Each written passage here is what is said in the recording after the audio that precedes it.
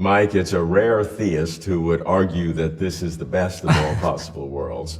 But it is a common atheist who would say, because this is not the best of all possible worlds, therefore God does not exist. Right. How do you deal with the problem of best possible worlds? I agree with you. It's not the best. That's the first thing. Yeah. Right, I'm willing to, I guess I'd be willing to say, supposing there is a best world, that God doesn't necessarily actualize the best possible world. Doesn't do that. In fact, I say something stronger. As it's necessarily true that God could not necessarily, I know it's a lot of modal terms, could not necessarily actualize the best world. That is, it cannot be true that God necessarily actualizes the best world. I know it sounds strange. Can it be true that God just actualizes it, not necessarily? He could, but that wouldn't satisfy that wouldn't help the atheist argument, right? The atheistic argument is going to be not just that he does it, but he must do it, right? It's going to follow somehow from his nature, right. that he must. Right. So if you're willing to concede he does it, but he could have done otherwise, I'm happy with that. Okay. I think that's true. But what he can't do is what's being asked of him, that you necessarily actualize the best possible world. It literally cannot be done. So therefore, what you're saying is the atheistic argument is a logical impossibility. It is. All right, now, so we need to understand why you say that. Right, so there's a variety of reasons, but I'm going to cut right to what I think is the central reason why, right? Think about what they're saying. They're saying God can shrink logical space to one. Wonk all the way down to that one possible world, the best one. And everyone in there is nice and everyone's behaving and everything's wonderful, right, in that world. There are no other possibilities, literally. There's nothing else that could happen differently. Not even the smallest thing could be different on that view, right? So it's not even fatalism. It's stronger than a fatalistic view. It's a necessitarian view, okay? So not even the slightest puff of air could have happened in a slightly different angle or anything. No, nothing. It's all happening exactly the way it must happen, including all of the behavior of all of the moral agents, right? So if that's true, then there's no view about freedom, I contend. Certainly not a libertarian view, but no strong compatibilist view, no weak compatibilist view. Compatibilist views are views that say that determinism is compatible with free will, right? Because this is much more than determinism. This is necessitarianism.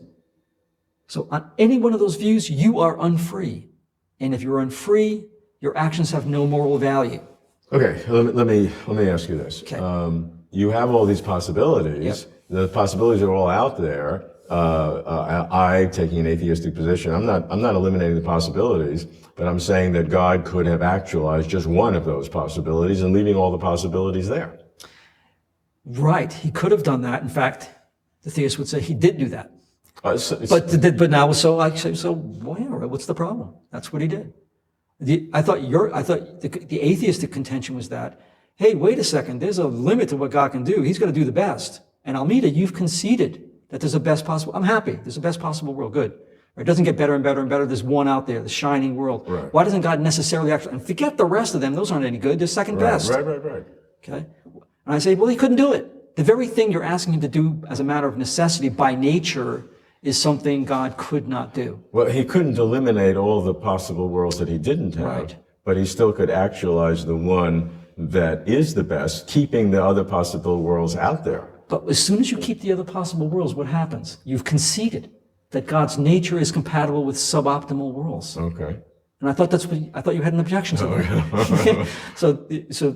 So what you're saying is that if you allow the possibilities to exist out there, that pressures the situation and makes God responsible for things that are suboptimal too. Yeah, they're not the best worlds. Right. So if the real pressure is to say he's got to do the best, and you say, by the way, he can also do less than the best. And in your sense, almost has to do that too. Yeah, I would say he has to. Yeah, right. It's the strange modal phenomenon when you try to make sure only the best world gets actualized. So you try to actualize this world up here. What you wind up actualizing is that world over there. which is Yeah, less than because the the best. key element of that, there has to be some non-robotic element, some free will, Exactly. some uncertainty in order to make it of a high moral value. This is character. true. That's the trick, if you will. Right. The other atheistic argument says that that you can't actualize any world because you can always actualize a better world. And if God is of the nature, as so-called perfect being theology would require, that God has to do the best, if there is no best, if you can always make it better, then it's impossible for God to be the perfect God. Right. This is where I kind of reiterate a principle I've expressed before, that look, it's not true that God must necessarily actualize the best possible world. So the very argument you're running it now with there being many worlds, right? It goes this way. He's a perfect being. He's got to create the best world. There isn't a best one. C doesn't exist. Right. I say the inference is bad. Here's the inference that's bad. You're the best kind of being there is, perfect being. You must actualize the best world. No, that's not true. A perfect being, it's not true that he must actualize the best world because he couldn't do that as a matter of necessity. So the same kind of response I would give to that as well. So how does best possible world thinking affect your understanding of what the real God really is? Here's what I think. I think we should stop thinking, we should be much more cautious about what we think. It follows from the nature of God. That's what we should do, okay? This is sort of natural, kind of quick inference to, he's the best, he's got to do the best, He knows everything. He must know every true proposition. None of those things are true. Okay, so we're more cautious about what follows from God's nature, just paying more attention to what follows clearly from his nature, then we won't run into these kinds of, I guess, pseudo problems, I'd call them. Yeah.